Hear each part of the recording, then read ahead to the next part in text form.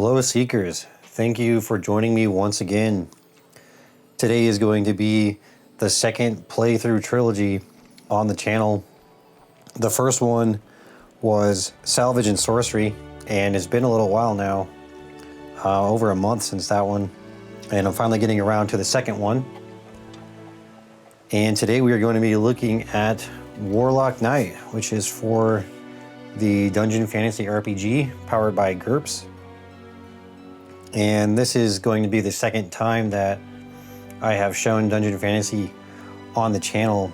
The first one was my introduction to the Dungeon Fantasy RPG, kind of the getting started guide. If you are completely new to Dungeon Fantasy, but you're interested in learning how to get started with it, I would highly recommend that you check out that series. It's a series of 2 videos. And there's a lot of basic things that will be covered in that series that won't necessarily be covered in this series, specifically character creation. But even still, I think Warlock Knight, from what I have seen so far, would also be an excellent way to get started with Dungeon Fantasy, and might even be better in some ways. So I could go into the pros and cons of that, but just to make it really short and simple, one thing that is nice about Warlock Knight is that you start with a party of 3 characters, and in Sather's Bane, which is what I showed in the Dungeon Fantasy introduction, you start with 4 characters. So it's a little bit easier to manage 3 characters. And if you are familiar with GURPS or with Dungeon Fantasy RPG, the character creation is really an amazing part of GURPS, but it also requires quite a bit of learning at the beginning. So to only have to manage 3 characters does make it a little bit easier. But Warlock Knight also introduces more of a free-form gameplay. So you are still using the numbered paragraphs and going through this programmed adventure, but it is still solo-friendly. But there is a little bit more of a sandbox feel to it, so you'll see that as we get into it. But let's just see, like, what is Warlock Knight? So in Warlock Knight, you are on the you're on the island of Cedra, and this is actually a map that is not available for the Dungeon Fantasy RPG yet. This is from the Fantasy Trip. This is from the Cedra setting book. This is not the complete map of the Isle of Cedra, but it does show you roughly the area that we're going to be looking at. And also I have outlined here our starting area. Now, I'm not sure if the adventure actually goes hex by hex. It may not be a one-to-one representation. There's a little bit of a kind of theater of the mind aspect to that. But I'm somebody who absolutely loves maps. I love hex maps. So if there's any kind of resources out there for any sort of setting that has a map, I'm going to find it, and that's what I did. So we have this here to look at. And so I won't really be like trying to follow along with the whole thing, but some of these locations are definitely in the book though, so we will be able to follow that a little bit. So yeah, but Warlock Knight is on the Isle of Cedra. So let's look at what Warlock Knight is. And it says here that Warlock Knight, there are 4 Warlock kingdoms: Carnathia, Renambria, Tarnathia, and Margolosia. And these are bloodstained realms ruled by feuding dynasties of sorcerer kings. Okay, so you've got these feuding sorcerer kings. And your parents were knights of the Warlock kingdoms, only to be disgraced and driven into exile.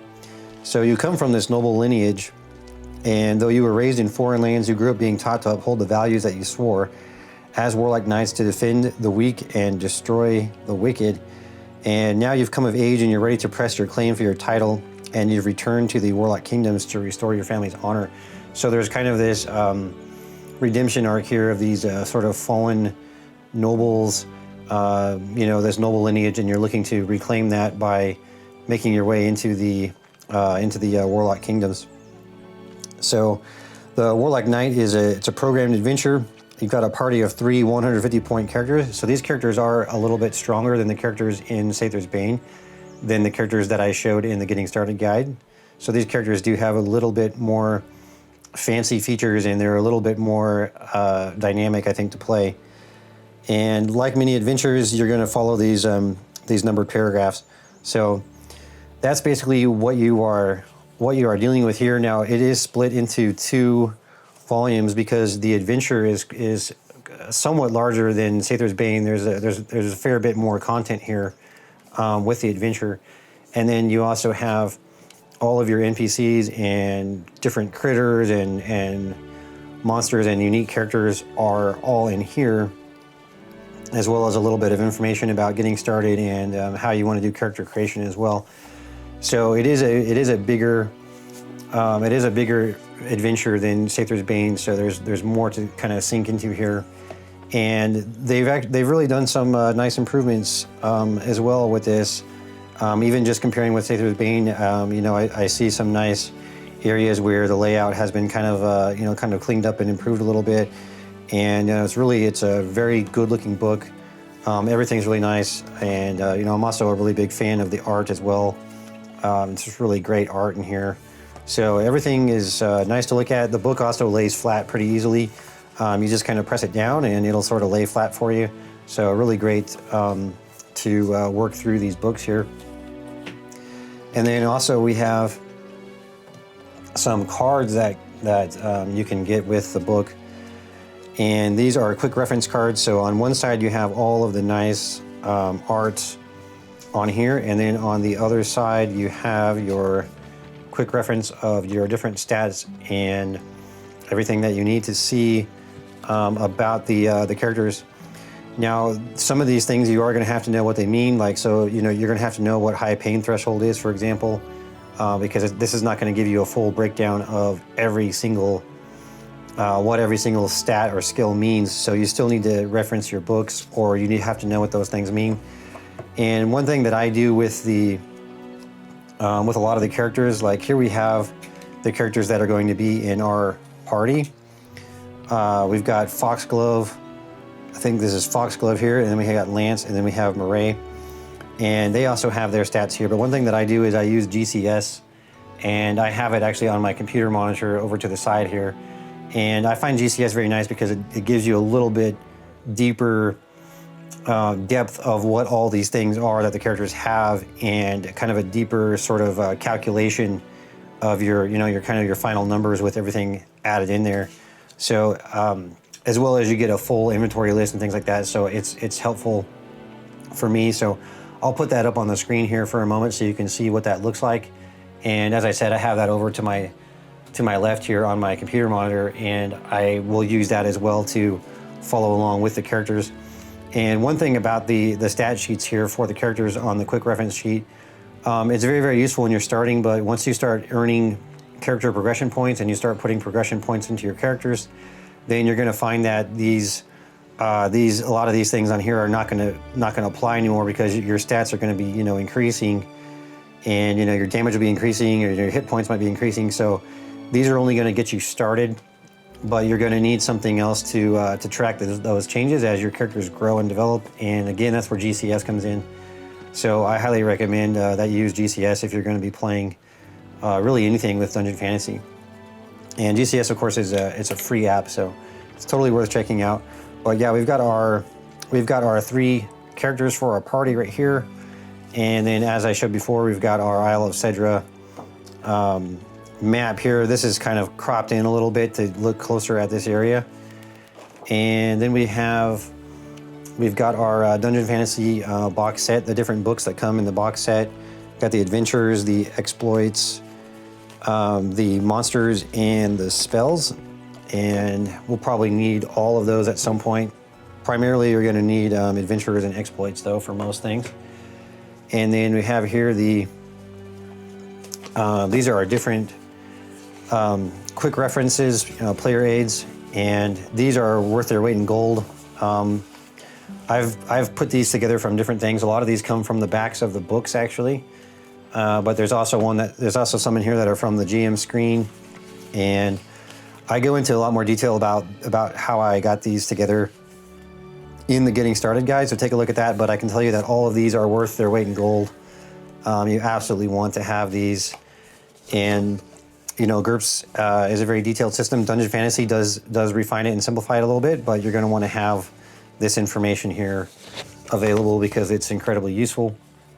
And then another thing here, you've got quite a bit different resources in here as well. This actually comes with the GM screen. and it helps you with character creation. But what it also does, and what I find very interesting to have on hand, is you've got here all of your different skills, and you want to know these skill defaults as well as reference numbers to where you can find those skills in your handbook. And so those are very, very nice to have. And then you also have some lists of armor and weapons and things like that, which are also in the other handbooks, but it's nice to have them all here pretty simply, and some other nice aids in there as well. And then we've got our Delvers to Grow Omnibus. Now this also comes from Gaming Ballistic, which is also where Warlock Knight comes from. And there's just a treasure trove of information here about creating characters for Dungeon Fantasy. Now we are going to be following the 3 pre-generated characters for this adventure, but when it comes time to upgrade your characters and you start thinking about, well, you know, what kind of advanced skills would I want to take, would I want some upgrade modules, that's where this is going to come in. It's going to give you some really nice streamlined choices, kind of like a cluster of skills that you can go ahead and take, and they all have kind of a nice like theme to them. So it's a really nice way to you know, improve your characters and keep things within the theme, and also ensure that you're going to have a character that is useful and strong, and that you don't, you know, sometimes people get afraid when they have a lot of character options. They are afraid that they're going to ruin their character, and so this provides you with a lot of information there to do that. So I will also be using that if and when we do get to a point where we have a sufficient amount of character points to go ahead and upgrade our characters. So we'll see if that does come into play or not, but it's another thing that if you are going to be playing this adventure, I would highly recommend that you have this on hand. And so it is a critical part of my setup for the game right now. Okay, so now that I have shown you everything that I have here for the setup, we can go ahead and take a little bit deeper look at Warlock Knight as we get started with our adventure. So here in the first pages, you're going to have an explanation of how these things work. And there's an explanation of travel. So you have lodging, you've got rumors, your traveling choices. And this is when you come into every location, it's going to break these things down for you. And you can have a lot of different choices here. And this is quite different from Sather's Bane, which was in the Getting Started guide, because usually you don't have that many choices about what you're going to do at each location. But here in Warlock Knight, you have quite a lot of variety and options on what you can do. And you also have to take into account things like camping and foraging. If you are going to stay at some kind of an inn or some kind of lodging, then you're also going to have to spend money for that. So you also need to manage your money. Each character starts with a starting 150 copper, I believe. And so you've got basically, with your 3 characters, you have basically a total of 450 coins or copper to spend. So you'll need to keep that in mind when you start your adventure. And so we've got different rules here for healing, for buying and selling, talking about fighting. And a lot of the stuff with fighting is going to be deferred over to the Dungeon Fantasy, the handbooks for that. And then we also have random encounters, which is something that you really do not have in Sather's Bane. So this introduces once again more of that sandbox element. So it's kind of nice to have that that sort of extra generative and, you know, kind of randomness to your play there. And then talking a little bit about time and traveling and resting, and talking about doing your skill checks. So it really does help you to get into everything and explain everything quite clearly on how you want to get started. Talking about your experience points, glory, plot words. And the plot words are something that you're going to want to track on your a notepad here, because those plot words, what they do is they open up other things for you in the paragraphs as you go through your adventure. So if you have acquired certain plot words, it's going to open up new paths for you in the adventure. So we will get started with the adventure shortly, but let's look at also a couple things in the second volume here. So there's a few things in here as well that breaks down for you on some new traits and new skill packages that were introduced in Warlock Knight. And so you actually have some pretty cool things that are new to Dungeon Fantasy that you could go ahead and take these and also put them into your other Dungeon Fantasy games if you wanted to do that. And then it also helps you to talk about if you're going to be doing custom character creation. Gives you some more options for that. And one thing that's really nice is they have the heroic crossbow.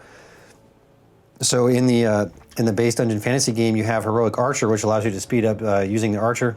And here we have heroic crossbow, so you can speed up and make using the crossbow kind of more dynamic and interesting as well.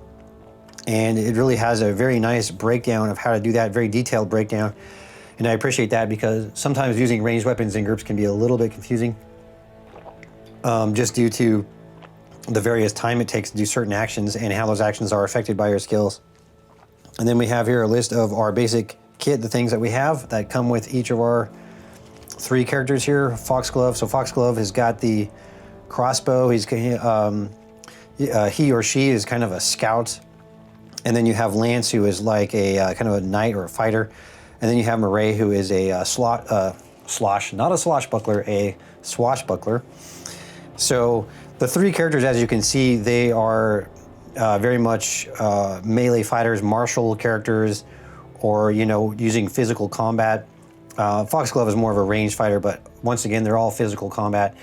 And that's because both Sather's Bane and Warlock Knight, they're really not meant necessarily to use spellcasters. And each one of them does have a sort of lore reason on why the spellcasters are not used. But also because when it comes to playing this sort of pre-generated adventure where you're following these numbered paragraphs, spellcasters have some certain spells that could really break that. So it does make it to where it works a little bit better, and it's also, once again, it makes it a better introduction, I believe, for people who are new to Dungeon Fantasy, which I consider myself to be one of those people, even though I have been playing it for a little bit, for a couple months here. So, all right, so with all that out of the way, we are ready to start our adventures. So let's go over to the paragraph 1, and we're going to start our adventure, and we'll note off that we are at 001 here, and anything important I'll put in the notes. So we are now at the fortress town of Stormgate, and I believe that is something that we can see here on the map. So right here we've got Stormgate, which is a fortress here in the mountains. And this is a cosmopolitan trading post where foreign travelers enter Tarnathia, one of the Warlock kingdoms. So lodging is available here. Now for the first location, you do not need to pay lodging, but all subsequent locations we would have to. So we could stay at the Conquering Worm, which would be 24 per night. And we also have some rumors here. It says that the Tarnathian soldiers skirmished with brigands in Sark village, driving them into the Devil's Soup, a monster-haunted swamp. So if we look on our map here, we can see that Sark village is up here to the northeast, and we can see the Devil's Soup is north of that. And there's also a river running north as well over to the Devil's Soup. So east of Sark, or sorry, we can travel east to Sark village, which would be paragraph 11. We can go by boat down the river, which would go to the Devil's Swamp, Devil's Soup Swamp. So, well, I would say the swamp sounds a little bit scary at this point. Maybe we want to try something else. So I think we'll go ahead and head east to Sark village. So we're going to go to paragraph 11. And Sark is a large village. Its Tarnathian lord lives in a fortified manor. His men never travel alone. The serfs toiling in his farms appear grim and impoverished. Some also hunt beasts in nearby Darkmoon Forest or shoot marsh birds and trap frogs in swamps and the swamp known as the Devil's Soup, but most are too frightened by rumors of monsters and haunted locations. All right, so for our lodging here, we've got the Red Horse available. And rumors, Sark was originally ruled by the sorceress headmaster of Darkmoon Forest, but was raised by Tarnathia a generation ago when the headmaster was overthrown. Older residents still remember the village's brutal sack. Outlaws are hiding in the perilous Devil's Soup, a fetid marsh to the north. Sark's lord offers a reward for these bandits. Some say they're merely runaway serfs. The Devil's Soup has a bad reputation. Besides outlaws, it's rumored to be haunted. Villagers whisper these are spirits of girls who fled into the swamp and drowned. rather than submit to the Tarnathian brutality. So we've got several choices here where we could travel. We could go north to Devil's Soup. We could go east into the Darkmoon Forest. We could go south to the foreign town of Renambria, or we could go west to the Stormgate town. So Stormgate town is where we came from. Now, one thing that we need to do when we come into a location is we need to look at our random encounters. So we're going to check for a random encounter each day of travel or camping or lodging at an inn. And so there are different tables for each one. Now, in this case, we could decide if we're going to camp here or if we are going to stay at an inn. So the inn is going to be 16 per night. So I think we could go ahead and pay the 16. That's not too bad. So let's track the gold here. So we started off with 450 and we're going to subtract 16. Okay, so we have to pay 16 each for this inn. So we are now down to 402 coins. So we've paid for the inn and we're going to have to roll for an inn encounter. So let's check for an inn encounter right now. And I like the little pun there. Instead of saying encounters, it's encounters. So it's nice there. Instead of saying in encounters, it's encounters. All right, so we're going to roll 2D to see if we would, if we got 11 to 12, we would have to roll again on the encounters table. So we got a 7 here. So we're not going to be having an encounter this night. All right, so now we need to decide what we want to do. So we do have these different rumors here. We could go into the Darkmoon Forest. We could go into the Devil's Soup, and there are some outlaws believed to be in the Devil's Soup, but it's also rumored to be haunted. I think maybe we would try going into the Darkmoon Forest. So we could head east into the Darkmoon Forest, and we should be able to see that on our map here. Yeah, so we're at Stark, and we could head east into the Darkmoon Forest. So let's go ahead and do that. And I'm going to update our notes here to keep track of where we have been. So we went from paragraph 1 over to 11, and we stayed at the inn, and we had no encounter, and that was minus 48 coins. And now we are moving on into the Darkmoon Forest, which is going to be 006. So let's look at 006. And in northern Darkmoon Forest, you find the tiny forest village of Ibeck. So we could stay at a humble cottage here. If we have the plot word axe or horn, if we do not have the plot word axe or horn, then Ibeck's folks seem frightened. So we could investigate why they are frightened. Now, that sounds intriguing. We could travel north to the town of Tarnath. We could go east into the Tarnathian countryside. We could go south through the Darkmoon Forest, or we could go west back to the Stark Village where we came from. I believe that we're going to go ahead and camp for tonight, and so because we're going to camp, we need to roll for a random encounter first. So let's roll for an overland encounter. And the rules for doing that are going to be to roll a 1D, and on a 6 we would have an encounter. So let's see if we get an encounter or not. And we got a 2, so there is not going to be an encounter right now. We will, I believe we will go ahead and follow up on this rumor about the folks at the village here. Why are they frightened? So let's investigate this rumor. So we're going to go on to 16. We'll go ahead and camp for the night, and then we'll press on to 16 after that.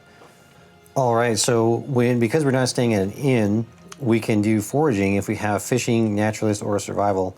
Now, typically the characters are going to be eating 3 rations per day when they are not staying at an inn. So with 3 characters, that's going to mean 9 rations per day that we're consuming. But if we are able to successfully pass a fishing, naturalist, or survival check, then we can cut that number in half. So I would probably round it down to, say, 4 rations. So let's look at our skills here and see if anyone has the skills that we would need for this. And I'm guessing that Foxglove, our scout, may have some skills for survival or something along those lines. Let's take a look. And yes, Foxglove has a woodland survival of 13, and we do happen to be in a woodlands right now. So we'll go ahead and make a roll for Foxglove for the woodland survival. And it looks like we don't have anyone else that has fishing or naturalist or survival.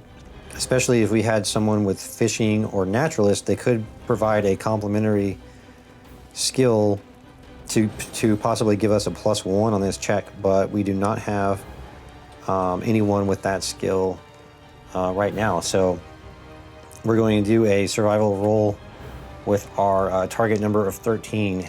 Let's see what we can get here. And yeah, we've done it. We've got a 7. So it will pass that. And it means that we are now going to use a few of our rations. And that's something else that we're going to want to keep a running tally of. So each character starts with 21 rations. And so that our pool at the start, we're going to have 63. And due to our successful roll here, we're going to, instead of using 9, we're going to round it down to 4. And we're going to be at 59 rations now. So all in all, they had a pretty good camp there. No deadly encounters and a successful survival roll. So now we can proceed on to investigate this rumor. So we're here in 16, and Ibex villagers have always known the deep forest to the south is dangerous. Folks say it's bad luck to bring axe or fire to the oldest trees that dwell there, or to shoot the birds whose eerie calls echo in the night. The edge of the woods within a mile or so of their hamlet used to be considered safe, but no more. Over the last few weeks, several woodcutters and trappers were discovered dismembered. Backs or necks broken, limbs yanked out, or heads twisted off. Possessions were not taken, and the only bite marks were from scavengers. The fearful villagers need a hero to battle whatever is hunting them. They don't have much money, but they can scrape together a small reward of 600 to go monster hunting. We can go to 26, otherwise we could return, we could cowardly return back to Ibex. So we're definitely gonna go ahead and we could get that reward of 600. That sounds really good. So let's go hunt this monster who is terrorizing everyone. So we'll move on to 16. Or sorry, we're gonna move on to 26.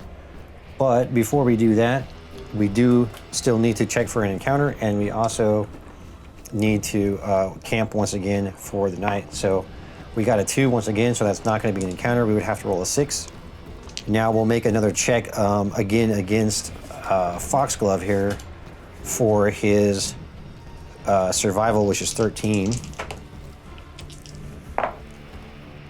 And we went ahead, we got a 13 there, so we're gonna be all right. So we just passed the survival roll there. We're going to consume 4 more rations, and that will put us down to 55 rations. And now that we have camped for the night, we'll move on to number 26. And we're gonna spend several hours searching the southern woods near Ibex. Pick a character to take point. They must make a tracking roll at -3. If successful, we go to 36. Otherwise, we roll on the Overland Encounters table. If you survive whatever you met, a day is gone. You can camp for the night and try again the next day if you want to keep hunting, or you can return to paragraph 6. All right, so let's see who has the best tracking skill. It's probably going to be Foxglove once again, since Foxglove is our scout. And yeah, he's got a tracking of 14. And yep, so we're gonna have Foxglove check tracking at 14. And there will be a -3 though to this. And that is 15. So with the -3, that is definitely not going to pass there. So we do need to roll on the Overland Encounters table. And let's see what we get. This is gonna be our first time rolling on the table And it looks like it will be a 1D roll. But we are in Darkmoon Forest, so we need to add +1 to the roll. All right, so Darkmoon Forest, I guess, is a little bit of a scary place. And that's a 2, so that's going to be upgraded to a 3. So murderous brigands will attack. We're going to have 1d3 +1 human brigands want to kill you and take your stuff. If you win, you can take their gear and 2d -2 times 5 in silver. All right, so 1d3. We'll just roll a d6 for that. And that's a 3, so that's going to be 2 + 1. So that's going to be 3 human brigands that we will be fighting here. So let's set up the battlefield here in the Darkmoon Forest with 3 human brigands. So here we are in the Darkmoon Forest. We've got the battlefield set up with our 3 brigands. So we have this archer type brigand, and then we have 2 of these kind of sword wielding brigands, and each one has their own unique name and a little bit different stats. Gisa is the archer type, and we're actually going to call her the leader of the group. And then we also have Bilimer and Ervig, who are 2 other murderous brigands, and I believe these 2 have pretty much identical stats. Yes, they do. They have identical stats. But Gisa does have some different stats compared to those 2. So one house rule that I'm going to be using in this playthrough, and that I would probably use even if I was not playing on camera, but especially on camera so that we have a little bit more time to get into further actions.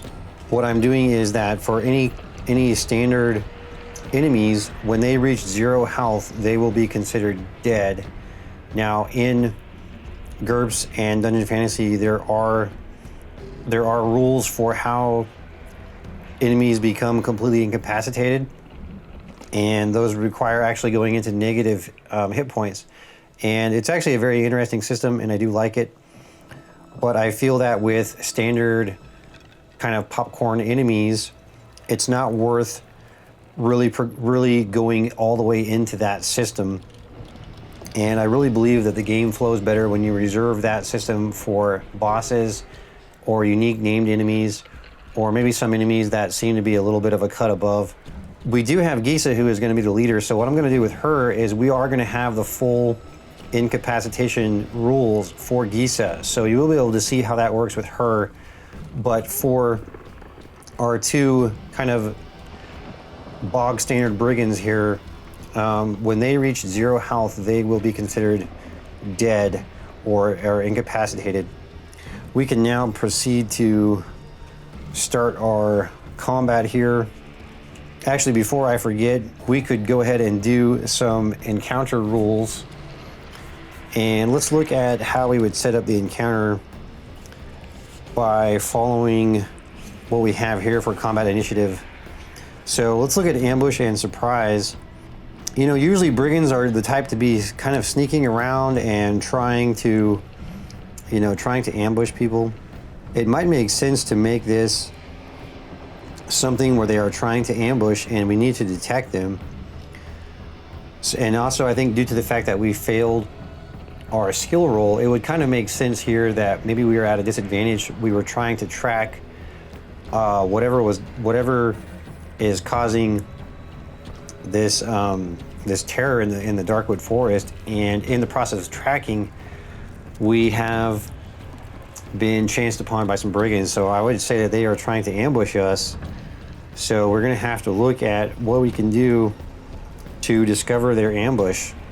Okay, so what we'll do is we're going to take the worst of the stealth skill of the brigands here, and we're going to check that against the best of the vision or perception or observation skill of our adventurers. So right now I'm seeing a stealth of 13, and it looks like there's a stealth of 12 here on Gisa. So 12 is going to be their lowest stealth, so they're going to have 12, and we are going to have right here we have observation of 12 with Foxglove, and I'm not seeing observation with anyone else right now. So we would have 12 versus 12, but we can also look at vision and perception as well.